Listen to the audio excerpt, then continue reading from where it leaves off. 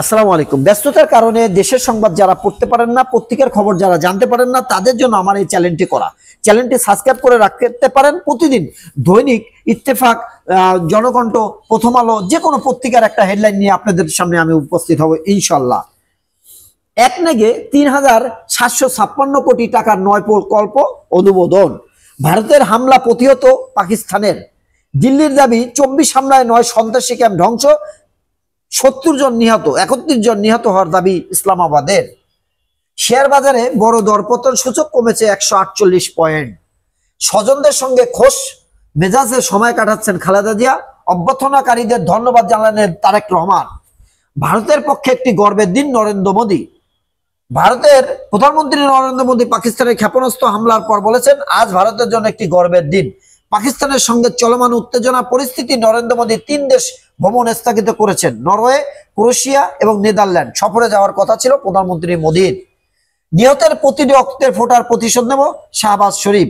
পাকিস্তানের প্রধানমন্ত্রী শাহবাজ শরীফ বলেছেন, ভারত পাকিস্তানের উপর হামলা চালিয়ে ভুল করছে, এর মূল্য দিতে হবে তাদের। তিনি বলেন, নিহতদের প্রতিটি রক্তের ফোঁটার প্রতিশোধ নেওয়া হবে।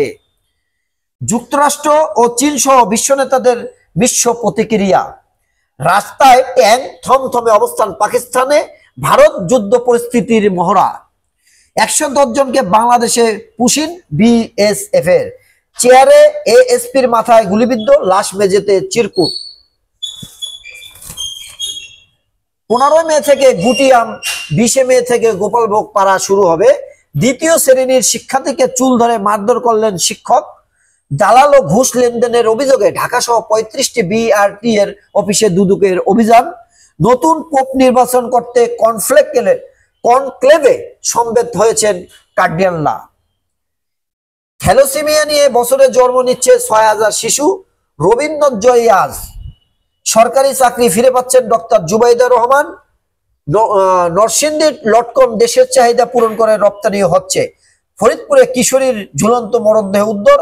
ধর্ষণের মামলা তুলে নিতে আসামি পক্ষের হুমকি, গালিগালাজ। ঢাকাগামী ৩ ফ্লাইটের গন্তব্য পরিবর্তন। বাংলাদেশ থেকে পাকিস্তান রুটের টিকিট বিক্রি স্থগিত করেছে এয়ার আরাবিয়া। প্রিয় দেশবাসী, আপনারা এবং আমরা কখনোই যুদ্ধের পক্ষে থাকবেন না, যুদ্ধের পক্ষে যাবেন না। যুদ্ধ কোনো দেশের জন্যই মঙ্গল বয়ে আনতে পারে না। আমরা ভারত, পাকিস্তান এবং